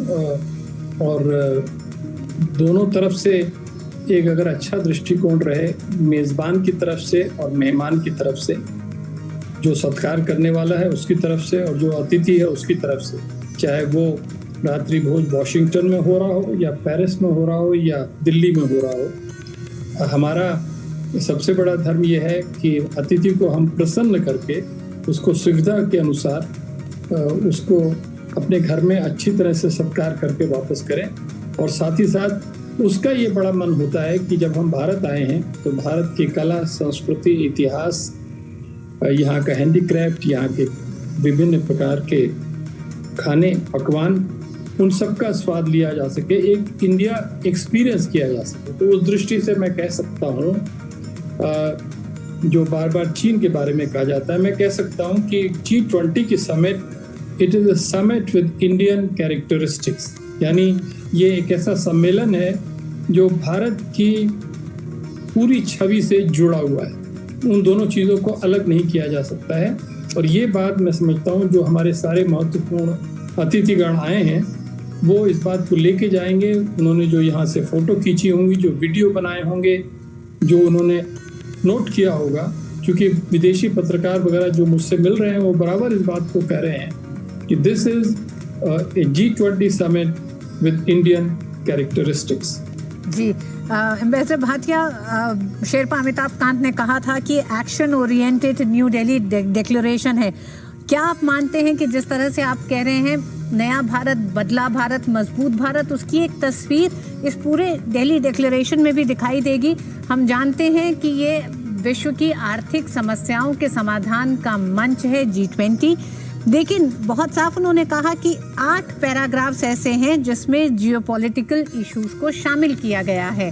तो हम उसे नकार नहीं रहे हैं, क्योंकि भू राजनीतिक परिस्थितियों का असर तमाम देशों की अर्थव्यवस्थाओं पर, आर्थिक परिस्थितियों पर सीधे पड़ता है। आपने बहुत अच्छी बात सामने रखी है। जो जियोपॉलिटिकल पैराग्राफ्स हैं, हम लोग उसका विशेष रूप से अध्ययन कर रहे हैं और करेंगे। संक्षेप में कहा जाए तो ये है कि बाली डिक्लेरेशन, यानी पिछला शिखर सम्मेलन इंडोनेशिया में हुआ था, वहाँ पर 2 पैराग्राफ्स में इस बात को निपटा दिया गया था। उस समय स्थिति दूसरी थी, उस समय तक इतनी स्थिति गंभीर नहीं हुई थी जितनी अब हो गई है। और इसीलिए पिछले 9 महीनों में बराबर रूस और चीन ने ये बात सामने रखी थी कि हम बाली के पैराग्राफ्स को स्वीकार नहीं करेंगे। और इससे लोगों के मन में बड़ी शंका थी कि हमारी सफलता कितनी मिल पाएगी। और इस स्टेज पर आने पर मैं ये कह सकता हूँ कि भारत की डिप्लोमेटिक मशीन राजनीतिक नेतृत्व की गाइडेंस में जब काम करना शुरू किया तो मुझे मालूम है कि सम्मेलन शुरू होने से पहले ही हमारे पास कई ड्राफ्टिंग ऑप्शंस थे, कई विकल्प थे। और अंत में जो सबको पसंद आया वो यही था, पहली बात कि आपके सामने जो समस्या है उसको चंद शब्दों में ना कहिए, उसके लिए आप थोड़े और शब्द ले लीजिए, यानी 2 पैराग्राफ से 8 पैराग्राफ पे चले जाइए। दूसरी बात खास तौर से ये कही गई कि जिस तरह से रूस को आलोचना की गई थी बाली में, उस चीज को निकाल दिया गया। मगर साथ ही साथ ये बात बराबर रखी कि यूक्रेन का मामला इस घोषणा पत्र में आना जरूरी है, इसलिए क्योंकि उसका असर, उसका प्रभाव देशों की आर्थिक व्यवस्था पर बहुत ज्यादा पड़ा है, खास तौर से विकासशील देशों की अर्थव्यवस्था पर। और इसलिए जरूरी है कि हम उसको अच्छी तरह से विस्तार से अपनी बातें रख दें, जिस पर कि दोनों पक्षों को कोई आपत्ति न हो। और यही हुआ जी, और इसीलिए समझौता बन पाया। जी भाटिया जी, आपको रोकना चाहेंगे क्योंकि कुछ जानकारी हम मेन्यू की बात कर रहे थे कि क्या कुछ खाने के पकवान में हो सकता है। जी हाँ, अभी कुछ जानकारी आई है, उसको साझा करना चाहेंगे दर्शकों के साथ में। शुरुआती व्यंजन के तौर पर पात्रम का जिक्र है, ताजी हवा का झोंका, दही के गोले और भारतीय मसालेदार चटनी से सजे कंगनी श्री अन्न लीफ क्रिस्प, इसका जिक्र किया गया। मुख्य भोजन के लिहाज से अगर बात की जाए तो वन वर्णम, मिट्टी के गुण वाला, ये इस प्रकार के तमाम चीजें हैं जिसमें ग्लेट्स फॉरेस्ट मशरूम, कुटकी श्री अन्न क्रिस्प और करी पत्ते के साथ तैयार केरल लाल चावल के साथ परोसे गए कटहल गैलेट्स, यानी कि इस प्रकार के तमाम भारतीय व्यंजनों का भी एक तरीके से वहाँ पे प्रदर्शन होगा। और भारतीय रोटियों के लिहाज से बात की जाए तो मुंबई पाव का भी वहाँ पर परोसा जाएगा। कलौंजी के स्वाद वाले मुलायम एक तरीके से जो बनाए जाते हैं उसका एक तरीके से जिक्र रहेगा। और बाकर खानी को भी एक तरीके से परोसने की बात है। और ये मुख्य भोजन के लिहाज से बात है, इसमें इलायची के स्वाद वाली मीठी रोटी हुआ करती है, ये हमारे मेहमानों को परोसने की बात। साथ ही साथ मिष्ठान की अगर बात की जाए तो मधुरिमा स्वर्ण कलश का इसका नाम है, इस लिहाज से इसको परोसा जाएगा। इलायची की खुशबू वाला सांवा का हलवा, अंजीर, आड़ू, मुरब्बा और अम्बे मोहर राइस क्रिस्प के साथ में इसको तैयार किया जाता है। तो ये कहीं ना कहीं पकवानों की लिस्ट में है।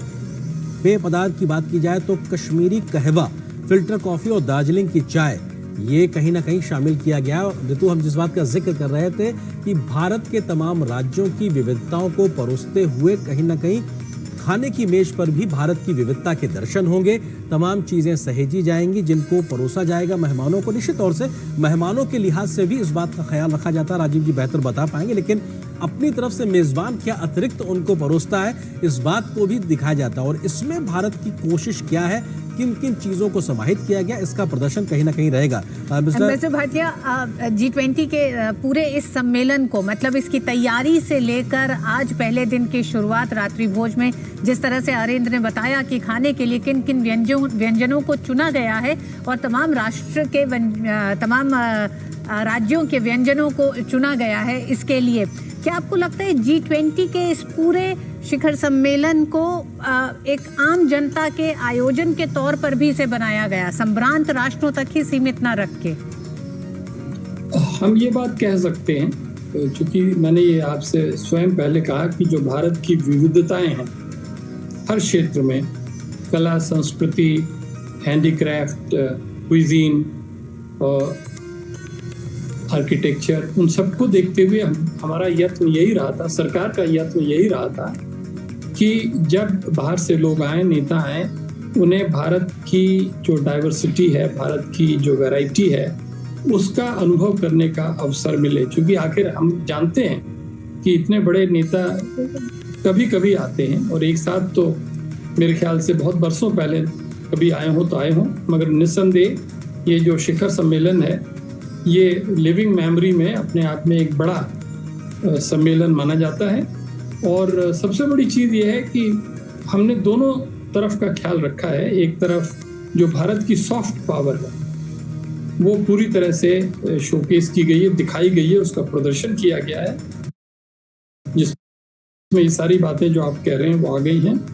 दूसरी तरफ जो भारत की इंटेलेक्चुअल और डिप्लोमेटिक पावर है, डेक्सटेरिटी है, चतुरता है, वो भी सामने आ गई है। सारे डिप्लोमेट्स भारत के और पत्रकार सारे इस बात को मानेंगे कि जिस तरह से हमारी टीम ने काम करके एक घोषणा पत्र बनाया, बहुत अच्छी बात थी। और तीसरी जो सबसे बड़ी बात है कि जो इस समय भारत में राजनीतिक स्तर पर और जो सिविल सर्विस के स्तर पर जो समन्वय है, सामंजस्य है, वो निस्संदेह प्रशंसनीय है।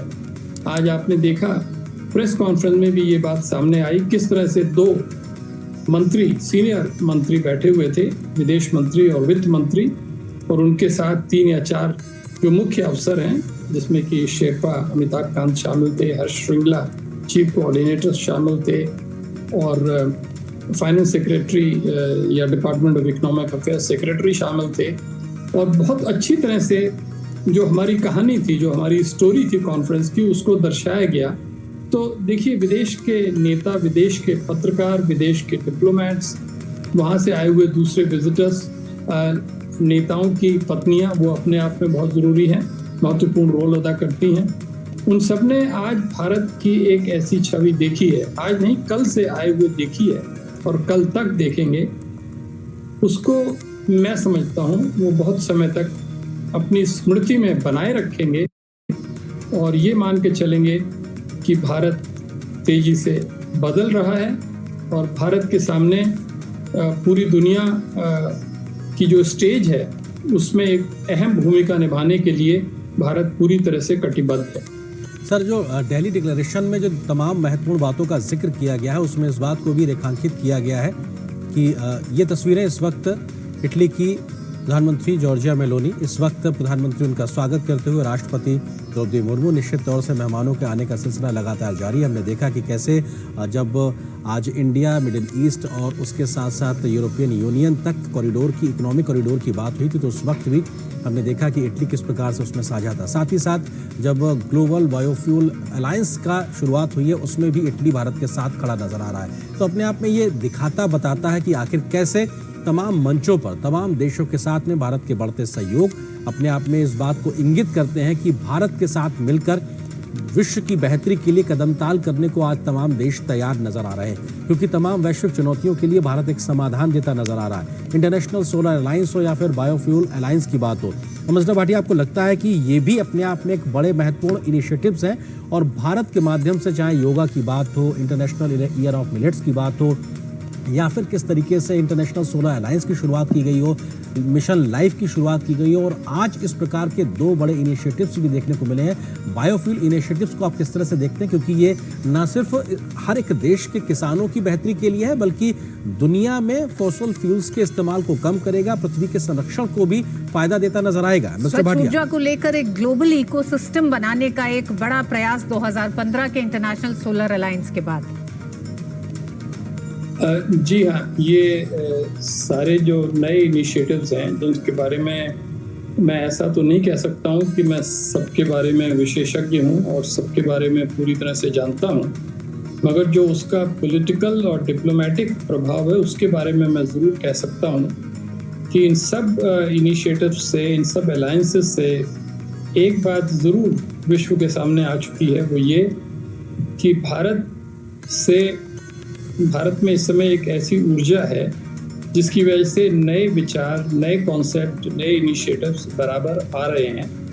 अब हमारी जिम्मेदारी बन जाती है कि हमको पूरी तरह से उनको कार्यान्वयन करना पड़ेगा, और वो तभी मुमकिन है जबकि दूसरे देशों का पूरा सहयोग मिले। आज इस नई दिल्ली घोषणा पत्र के द्वारा वो सहयोग हमें मिला है और इसमें कोई संदेह नहीं है कि जब ये G20 का कैरावान आगे बढ़ेगा तो भारत अपनी सीमा में रहते हुए पूरी तरह से जो आगे दो प्रेसिडेंट बनेंगे नवंबर के बाद में, पहले ब्राजील फिर साउथ अफ्रीका, इन दोनों के साथ पूरा सहयोग करके, सहायता करके उनको भी उम्मीद करेगा कि वो भी उसी पथ पे चलेंगे जो कि आज G20 के नेताओं ने मिलकर बनाया है।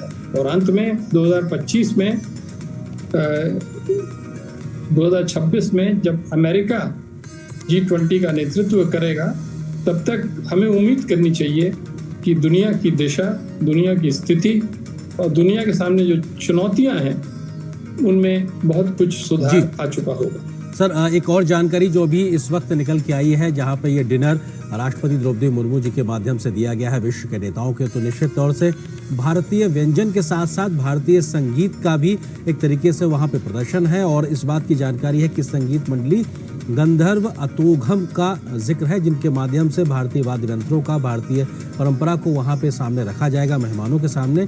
इसके बारे में जानकारी, गंधर्व अतोघम एक अद्वितीय संगीत संयोजन है जिसमें भारत भर के जो संगीत वाद्य यंत्रों का उत्कृष्ट सहवादन होता है। इसमें शास्त्रीय वाद्य यंत्रों के सामूहिक वादन के साथ हिंदुस्तानी, कर्नाटक, लोक और समकालीन संगीत की प्रस्तुति है। इसका वादन विलंबित लय यानी धीमी गति से शुरू होकर मध्य लय यानी मध्यम तेज गति से होता हुआ द्रुत लय यानी तेज गति पर समाप्त होता है। इसमें 77 प्रस्तुतिकर्ता हैं। इसमें 11 बच्चे, 14 महिलाएं, 5 दिव्यांगजन और 24 युवा कलाकार शामिल हैं, जिनको 23 पेशेवर कलाकारों द्वारा सहयोग प्रदान किया गया है। वे भारत के विभिन्न क्षेत्रों से आते हैं और अपनी पारंपरिक वेशभूषा पहने हुए हैं। निश्चित तौर से ये तमाम जानकारियां जो धीरे धीरे इस वक्त आ रही हैं, अपने आप में बेहद महत्वपूर्ण ऋतु। जी एम्बेसडर भाटिया, हम जानते हैं कि प्रधानमंत्री नरेंद्र मोदी जब विदेश यात्रा पर भी जाते हैं या फिर विदेशी मेहमान जब आते हैं उनसे मुलाकात करने, तो वो जिस तरह के उपहार को चुनते हैं उसमें भी भारत की संस्कृति, इतिहास की झलक होती है, उससे संबंधित होते हैं। तो निश्चित रूप से रात्रि भोज राष्ट्रपति ने दिया है, जिसमें भारत की संस्कृति की परंपरा की झलक जरूर होगी। जिस तरह से तमाम विदेशी मेहमानों के रुकने के लिए 5 स्टार होटल्स ने अपनी अपनी तैयारी की, अलग अलग मेन्यू तैयार किया था, अलग अलग थीम से उन लोगों का स्वागत किया था। कहीं एक तरह से तुलसी के उसके साथ उनको माला पहना के स्वागत किया गया।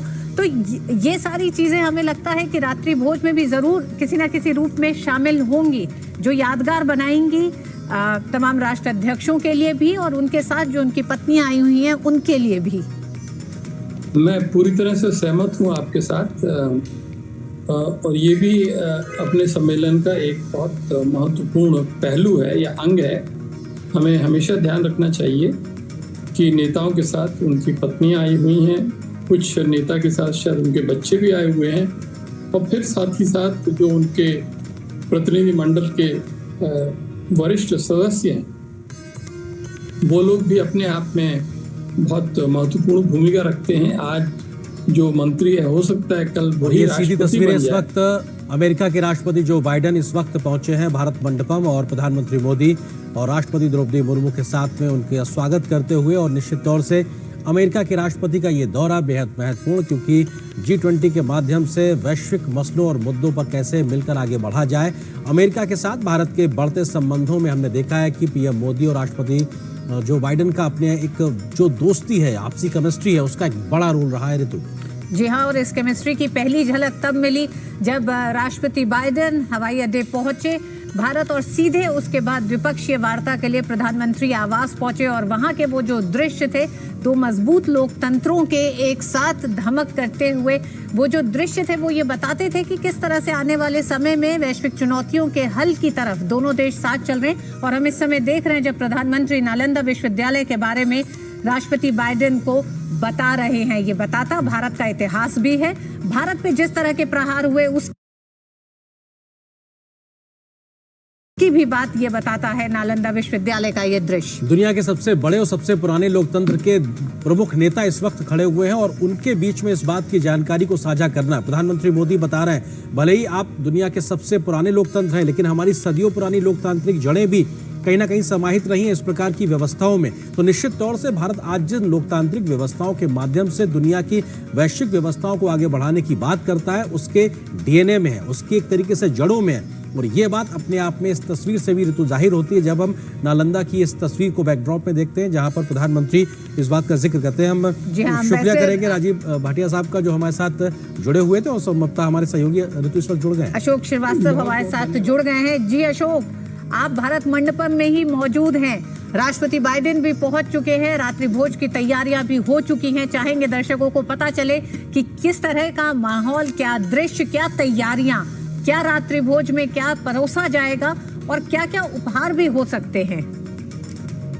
देखिए ऋतु, यहाँ इस वक्त अगर मैं कहूँ तो भारत मंडपम में बहुत ही जो मौसम है वो बहुत ही इस वक्त खुश मिजाज है। ठंडी ठंडी हवाएं चल रही हैं और पूरा भारत मंडपम के दृश्य हम लगातार देख ही रहे हैं कि किस खूबसूरती से बाहर से लेकर अंदर तक इसको सजाया गया है। अब सवाल ये है कि जो तमाम मेहमान जो आ रहे हैं, दुनिया भर से मेहमान आ रहे हैं, जब ये भोजन के लिए बैठेंगे तो इनको क्या परोसा जाएगा, ये भी बड़ा इंटरेस्टिंग एक लोगों के ज़हन में उत्साह होगा। क्योंकि हमने बर्तनों की बहुत सारी अब तक कहानियां देखी थी, सोने और चांदी के जो पानी चढ़े हुए जो हैं वो उन बर्तनों में उनको परोसा जाएगा। इस तरह के बर्तन तो हमने सब सुने। जहाँ तक भोजन की बात है, भोजन का मेन्यू भी जो है वो बड़ा ही, उसको कह सकते हैं कि उसको बहुत ही रुचिकर तरीके से बनाया गया है। इसमें जो है इस भोजन के मेन्यू में भी वसुधैव कुटुंबकम, एक पृथ्वी एक परिवार एक भविष्य के जो थीम है उस थीम के आधार पर इसको तैयार किया गया है। और इस मेन्यू कार्ड में जो ऊपर है शरद ऋतु का जिक्र किया गया है, क्योंकि इस वक्त जो है भले हम लोग दिल्ली में बैठकर कहते हैं कि हाँ ये क्लाइमेट चेंज असर है, ये क्लाइमेट का जो संकट है उसके कारण है कि इस वक्त जो है जन्माष्टमी के बाद जैसी ठंडा मौसम होना चाहिए था वैसा मौसम जो है इस वक्त दिल्ली में नहीं है। लेकिन अगर हम ऋतुओं के चक्र के हिसाब से देखेंगे तो शरद ऋतु जो है उसकी शुरुआत हो चुकी है। तो बाकायदा इस मेन्यू कार्ड में बताया गया है कि शरद ऋतु के हिसाब से जो भोजन है उसको तैयार किया गया है, क्योंकि भारत में ऋतु के हिसाब से जो है भोजन को खाने की एक परंपरा रही है उसी हिसाब से। और इस पूरे मेन्यू में आप देखेंगे तो इसमें पूरे भारत की एक तरह की झलक मिलती है। लेकिन इंटरेस्टिंग बात क्या वो भी मैं आपको बताऊं, और उससे पहले बताऊं कि अगर पेय यहाँ पर पीने के लिए क्या है, अगर वहां से मैं शुरू करूं तो कश्मीर का कहवा है, कश्मीरी कहवा है और दार्जिलिंग की चाय है। अब आप देखिए कि एक भारत श्रेष्ठ भारत की हम बात करते हैं तो कश्मीर का कहवा है और दार्जिलिंग की चाय है जो यहाँ मेहमानों को परोसी जाएगी, साथ में जो है कॉफी होगी। जहाँ तक खाने की बात है तो जो शुरुआती व्यंजन में जो है उसको नाम दिया गया है ताजी हवा का झोंका। मतलब बहुत इंटरेस्टिंग नाम दिए गए हैं। ताजी हवा का झोंका जो स्टार्टर होते हैं उसमें दही के गोले यानी दही बल्ले होंगे, उसमें दही के गोले और भारतीय मसालेदार चटनी जिक्र किया गया है, क्योंकि भारत के मसाले की जो है बात से बड़ी इंटरेस्टिंग होती है। तो भारतीय मसाले की चटनी से सजे